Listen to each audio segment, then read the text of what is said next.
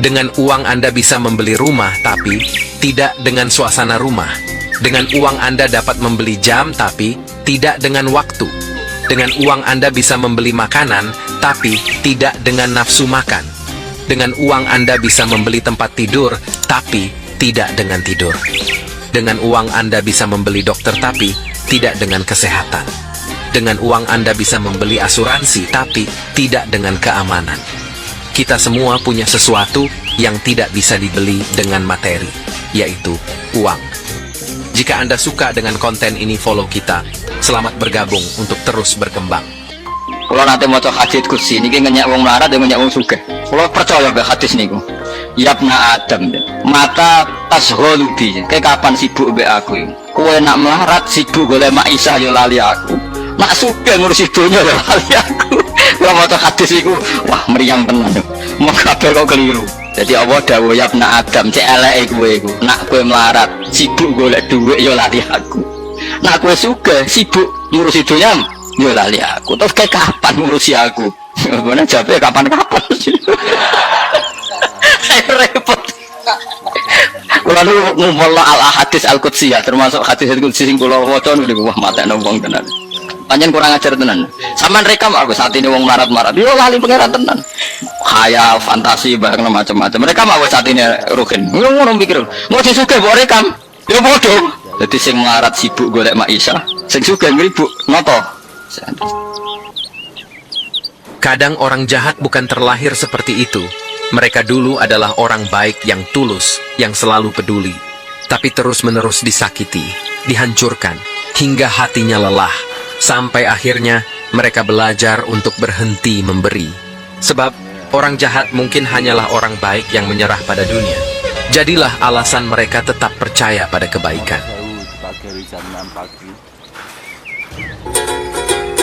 Ini aku baru mengerti bagaimana cari nafkah sendiri. Walau pahit harus aku jalani. Semoga berkah rezeki yang aku cari. Belajarlah dari segelas kopi. Di warung pinggir jalan, kafe mewah, atau hotel bintang 5, kopi yang sama bisa memiliki harga berbeda. Nilainya bukan pada kopinya, tapi pada tempat dan cara ia disajikan. Begitu pula hidupmu. Nilai dirimu tidak ditentukan oleh siapa yang menilaimu, tetapi bagaimana dan di mana kamu menempatkan dirimu. Hargai diri, bangkit, dan tunjukkan potensi terbaikmu. Berikut adalah 6 kebiasaan orang dengan IQ yang tinggi. 1. Mereka bicara pada diri sendiri. Berbicara pada diri sendiri membantumu berpikir lebih baik dan memecahkan masalah dengan lebih mudah. 2. Mereka memiliki selera humor yang tinggi.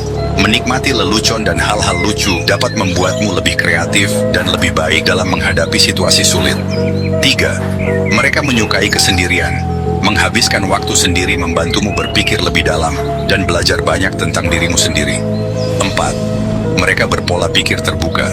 Berpikiran terbuka berarti kamu bersedia mempertimbangkan ide-ide baru yang dapat membantumu memecahkan masalah dan menciptakan hal-hal baru.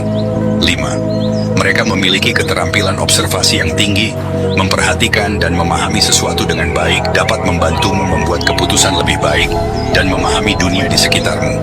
6. Mereka tidak mengeluh. Mereka menghasilkan solusi daripada membicarakan tentang masalah. Berfokus pada solusi membantumu menjadi lebih proaktif dan membuat perubahan positif. Jika kamu tidak mengikuti Zenwill, kamu mungkin tidak akan pernah melihat kami lagi. Jika sudah, selamat. Kamu berkembang setiap hari. Jika kamu ingin memiliki istri yang cantik, kamu harus terima jika dia mungkin akan menghabiskan banyak uang. Jika kamu ingin memiliki istri yang pintar mengelola uang, kamu harus terima jika dia mungkin tidak memperhatikan penampilan. Jika kamu ingin memiliki istri yang pintar cari uang, kamu harus terima jika dia mungkin tidak ada waktu untuk mengurus rumah. Jika kamu ingin memiliki istri yang pintar mengurus rumah, kamu harus terima jika dia tidak ada waktu untuk mencari uang. Jika kamu ingin memiliki istri yang penurut, kamu harus terima jika dia mungkin sangat bergantung padamu. Jika kamu ingin memiliki istri yang mandiri, kamu harus terima jika dia mungkin tidak terlalu menurut padamu. Jika kamu ingin memiliki istri yang sempurna dan sebar bisa, Maka tanyakan dulu pada dirimu, apakah kamu juga sempurna dan serba bisa? 9 hal tidak boleh kamu lakukan di tempat kerja. Mungkin kamu akan menyimpannya untuk referensi di masa depan dan membagikannya untuk yang membutuhkan. 1. Jangan pernah menanyakan gaji orang lain. 2. Jangan pernah pamer hadiah pemberian dari atasan kalian. 3. Jangan menjelek-jelekan tempat kerjamu dan atasanmu. Jangan meludahi sumur tempatmu mengambil air. 4. Kalau dijanjikan posisi baru, jangan diceritakan ke orang lain. 5. Di tempat kerja, jadilah netral. Jangan bermasalah di tempat kerja. 6. Jaga jarak dengan orang yang menurut kamu bermasalah di tempat kerja. 7. Jangan berusaha bisa segalanya dari atasanmu. 8. Meskipun kamu atasan, jangan seenaknya. Apalagi kamu pun juga bekerja untuk orang lain. 9. Jagalah rahasia atasanmu atau teman kerjamu. 5 tanda bahwa dia adalah istri yang baik. Nomor 1. Dia menasihatimu untuk tidak menghamburkan uang, bahkan untuk dirinya sendiri, tapi menginvestasikannya ke dalam sesuatu yang menjamin masa depan kalian berdua. Nomor 2. Dia menginginkan hubungan yang damai. Dia tidak suka mengomelimu, dan juga tidak suka jika kamu bermain-main dengannya. Nomor 3. Dia menganggap kerugianmu sebagai kerugiannya, dan kegagalanmu sebagai kegagalannya. Dia sangat sedih ketika kamu gagal mencapai tujuanmu. Nomor 4. Dia tetap bersamamu dalam situasi apapun, baik atau buruk. Siapapun bisa mencintai dan menghargaimu ketika segalanya berjalan baik. Setiap wanita bisa membantumu menghabiskan uang ketika kamu memilikinya. Tapi wanita yang tetap bersamamu ketika kamu tidak memiliki apa-apa adalah emas. Nomor 5. Kamu bisa menangis di hadapannya dan yakin bahwa dia tidak akan pernah memandangmu rendah. Jika kamu tidak mengikuti Zen Will, kamu mungkin tidak akan pernah melihat kami lagi. Jika sudah, selamat. Kamu berkembang setiap hari. Ciri-ciri kamu sudah menikmati hidup. Tidak tertarik dengan urusan orang lain. Sibuk kerja, tidak peduli mau dibenci orang lain. Tidak punya rasa iri, dengki dan julid pada orang lain. Dan selalu merasa cukup. Guyon itu mubah itu rano ganjarannya, rano nopo dosane. Itu teori yang salah menurut sebagian ulama. Bagaimana kamu bilang guyon itu mubah mbak konco? Wong saat guyon berarti ninggal maksiat. Nah ninggal maksiat itu ganjaran apa dosa? Ganjaran. Mana guyon mbak konco itu ganjaran. Saya misalnya beli Tegal atau sawah, ditanya orang, kok tebas sawah gini bos, apa tak waris no anakku? Aku apa pensiun PNS, aku penabung 1 miliar, jadi aku nak pensiun ini jadi somangan. Aku 1 miliar aku cukup lah anakku 20 tahun ke depan. Ternyata malaikat mati itu tahu betul kalau kue sesuk mati. Kamu ngomong 20 tahun ke depan diguyu gak sampai malaikat-malaikat sing nyatet nyawamu? Enggak, kira-kira diguyu kan? 20 tahun gua sesuk mati. Nah, artinya semua yang kita bahasakan itu sebenarnya karena kekhawatiran, karena khayal, karena asumsi.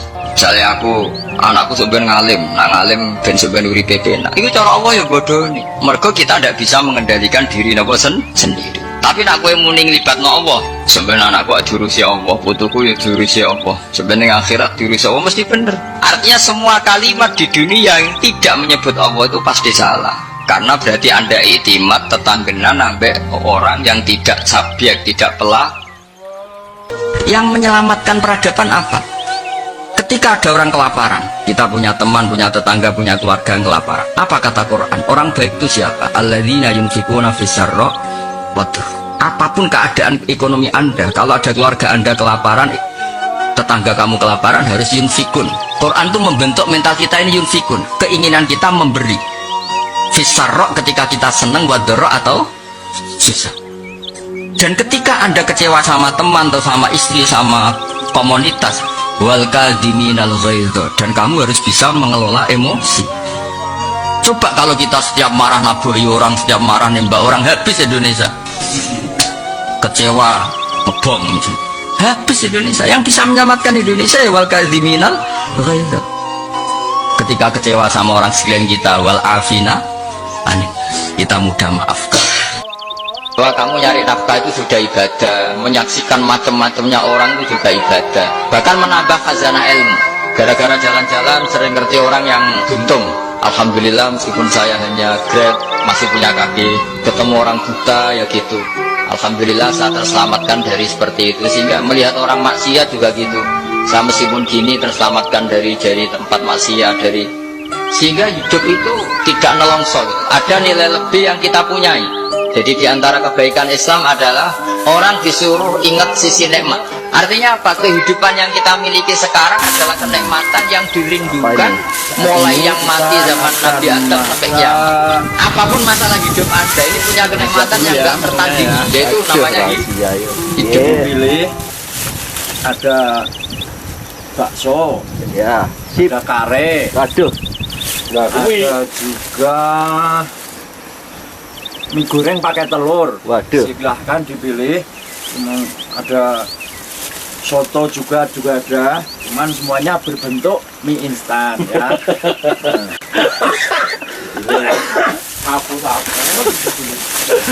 Ada kare juga, cuman berbentuk instan. Iya, tidak apa-apa. Oke, ganjal perut dulu aja.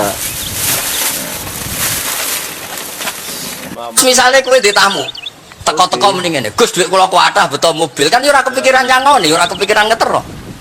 Nak lelet potongane romangan iki ngel-ngel wong. Dadi wa amma binikmati rabbil hadis itu penting. Oke, sowan Mbah Mus, sowan aku, pun Mbah aman, Mbah duit, pun marung, pun sedanten, pun jenengan ngendikan mohon kula rungokno. Dan nak ketok klelat bareng kon mulai ra mulai nyangoni ngetero kan yo ribet. Nah, cara bapak. Jangan-jangan wong melarat Indonesia yang meletim itu dididik di Wali Songo, meletim terus wae. Nah, ikut cara syukur. Level tertinggi dari kedamaian batin adalah saat kamu tidak lagi terpengaruh oleh pandangan orang lain. Ketika mereka salah paham atau berspekulasi buruk tentangmu, kamu tetap tenang dan tidak merasa perlu menjelaskan dirimu. Kamu tahu bahwa yang penting adalah bagaimana kamu melihat dirimu sendiri, bukan bagaimana orang lain melihat. Awakmu lek anggap muni sederhana, maknane orang duit. Padahal orang yang ceritanya sederhana, yo pokoknya sederhana itu dia akan bahagia dengan apa yang ia miliki, apapun itu. Dia akan menikmati apapun yang sudah ditakdirkan oleh Allah Ta'ala untuk berada di tangannya. Itu sederhana, Pak. Bukan terus gak duwe iki jenenge kere, wis nek bahasane dhewe blok. Teruntuk pejuang nafkah, tetap semangat apapun keadaannya. Jalani meski terasa berat, syukuri meski masih sedikit, dan nikmati meski belum banyak. Ada kalanya rasa cukup membuat hati lebih tenang. Semoga Allah memudahkan jalan rezekimu dan menjadikan lelahmu sebagai amal kebaikan, sehingga dunia dan akhiratmu penuh dengan keberkahan. Suatu hari, Albert Einstein sedang mengajar di kelas dan menulis di papan tulis. 9 kali 1 sama dengan 9. 9 kali 2 sama dengan 18. Dan dia melanjutkan hingga 9 kali 10 sama dengan 91. Kelas pun tertawa terbahak-bahak karena Einstein membuat kesalahan. Jawaban yang benar untuk 9 kali 10 jelas adalah 90, bukan 91. Para siswa mulai mengejeknya. Einstein menunggu hingga semua diam, lalu berkata, "Meskipun saya menganalisis 9 soal dengan benar, tidak ada yang memberi saya ucapan selamat. Tapi ketika saya membuat satu kesalahan, semua orang mulai tertawa. Ini menunjukkan bahwa meskipun seseorang yang berhasil, masyarakat akan selalu memperhatikan kesalahan sekecil apapun. Jadi, pengingat untukmu hari ini adalah bahwa kesalahan adalah bagian dari proses.